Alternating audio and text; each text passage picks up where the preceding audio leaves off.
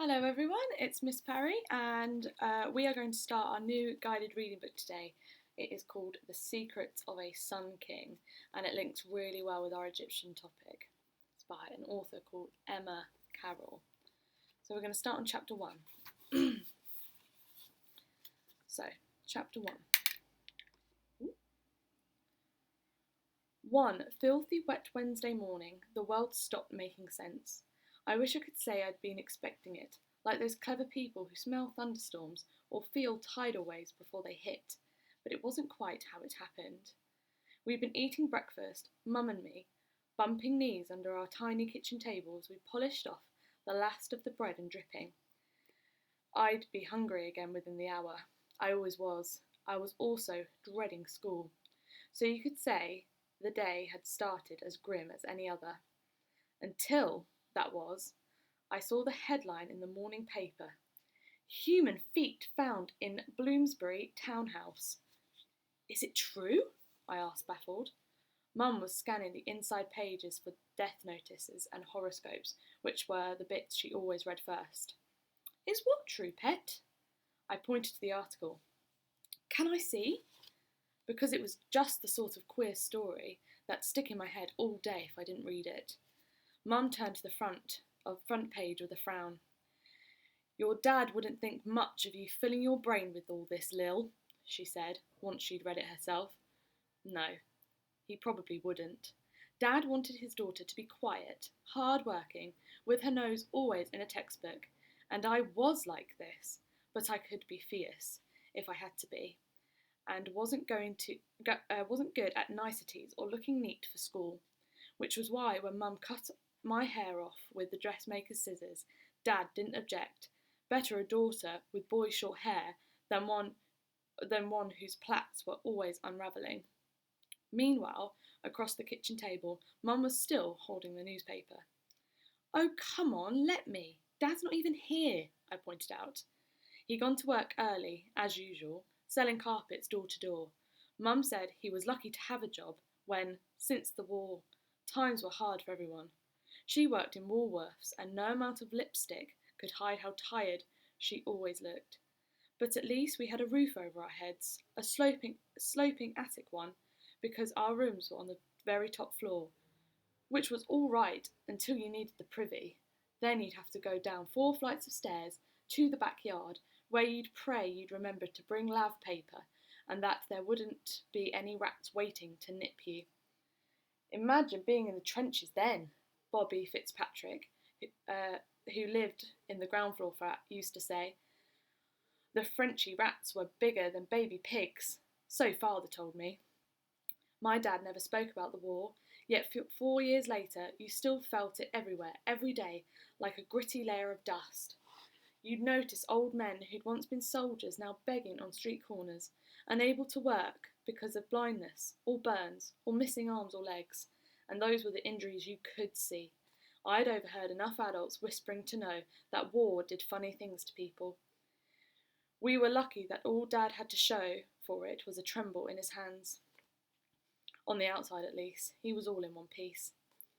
Gulping down the last of my breakfast, I wiped my fingers on my school skirt, then asked Mum again for the newspaper. I still wanted to read about the human feet. Mum passed it to me. Quickly then, or you'll be late. It didn't take long to read the story. As I suspected, it was a very odd turn of events. The police, the report said, had been called to a central London address, where they found a man's feet on his hearth rug. The rest of him had vanished. His coat and hat were still hanging in their usual place in the hallway. Police named the man as Professor Salim Hanawati, a scholar at the Middle Eastern Art. Where's Professor Hanawati now? I asked Mum. I didn't suppose he could have got far without his feet. She gave me a narrow look. The poor man burnt to death, Lily, every bit of him. Apart from what they found, it's called spontaneous human something or other. Even with half a name, it didn't make much sense to me. People's bodies didn't burn by themselves. Mum took the paper from me gently. You've frightened yourself now, haven't you? No, but it had stirred me up rather. and Mum, noticing this, as she always did, quickly homed in on another news story. Look, Lil, that archaeologist Howard Carter's gone back to Egypt to start digging for Tutankhamun's tomb. One last go, apparently. Your granddad will be interested in that, won't he? He wouldn't. Grandad had no time for Mr. Carter. That glory boy, he called him. Without Lord Carnarvon's money, he couldn't even afford the train ride to London. Only because it's Egypt, I said to Mum. To say my granddad adored Egypt was an understatement. He named his Siamese cat Nefertiti after the Queen. He travelled there years ago and been in love with the place ever since. It had rubbed off on me, his fascination of his. Not that I'd have a flying pig's chance of ever going there, but still. As far as the feet story, I couldn't shake it off. It stayed with me all day, through Latin, French, triple maths, and a science lesson about flammable liquids, bizarrely. To be blunt, school was a drag. I hated the place. More precisely, St Kilda's College for Girls. Everyone was so proper and so snooty with it.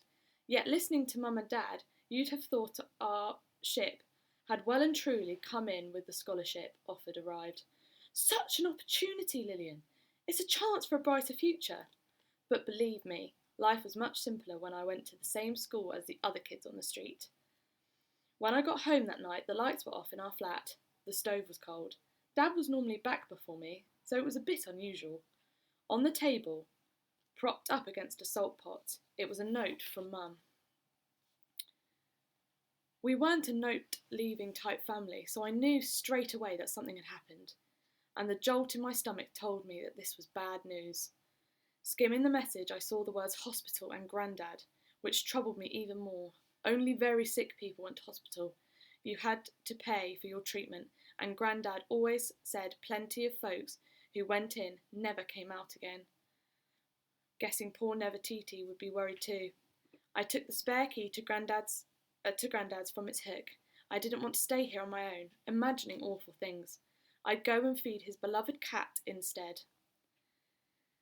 Grandad lived a few streets away, above a shop that, according to the tatty sign over the door, sold rarities and antiques, though I'd never seen him sell a single thing. Inside was a treasure trove of maps, vases, unpacked boxes, and mouldy Turkish carpets stacked up against the wall. He'd collect it from his travels, though Mum reckoned it was mostly rubbish, and he needed to get a cleaner in. I covered the short distance to Grandad's at record time.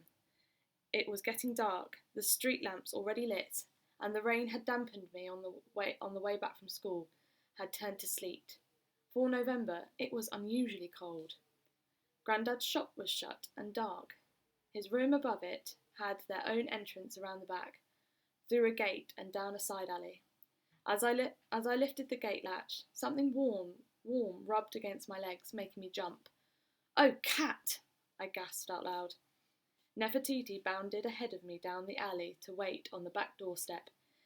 It wasn't pitch black here by any means. The streets all around were well lit, yet a strange shivery feeling came over me.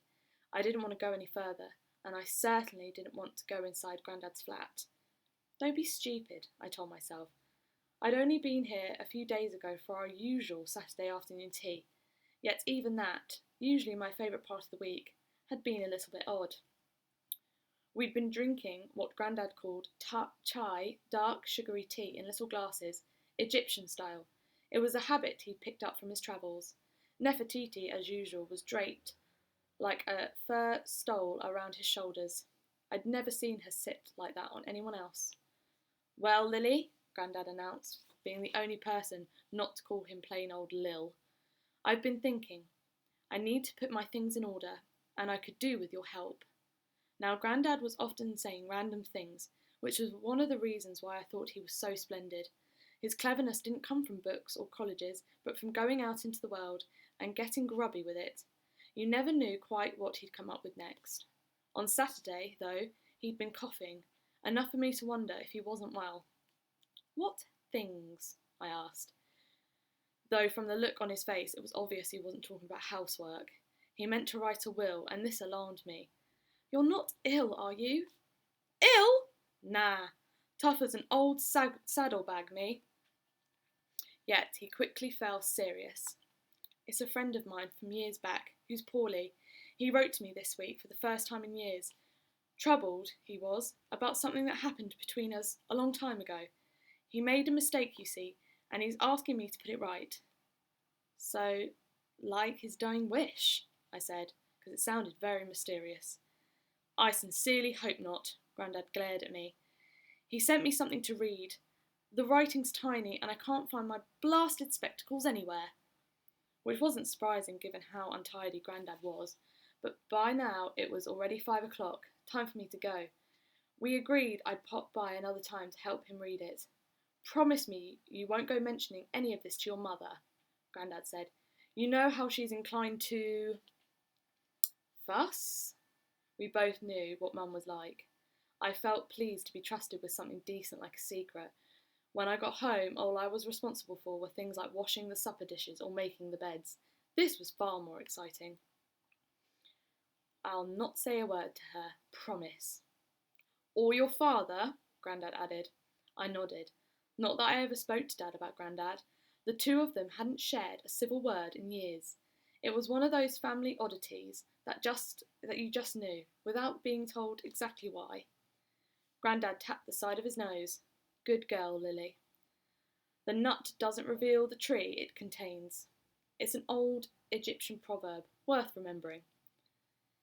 It was this I was thinking of now, as I stood at Grandad's door, telling myself not to be stupid. The only difference with this flat tonight was Grandad himself wasn't here. Yet the odd, chilling feeling wouldn't go away. It wasn't just me either. The cat sensed it too. In one swift leap, Nefertiti was up on a neighbour's wall, fur on end. What's the matter, Crosspatch? I asked her. She made a yowling noise that Grandad said was her way of talking. She wouldn't be coaxed down, not even with a square of chocolate I'd found in my coat pocket. So much for feeding her when she wouldn't even come near me. Even more bizarre was the key in the door. However much I twisted and jiggled it, the lock wouldn't open. I was in a right old fluster and ready to give up and go home when I saw a parcel. The postman had left it on the doorstep, behind the empty milk bottles.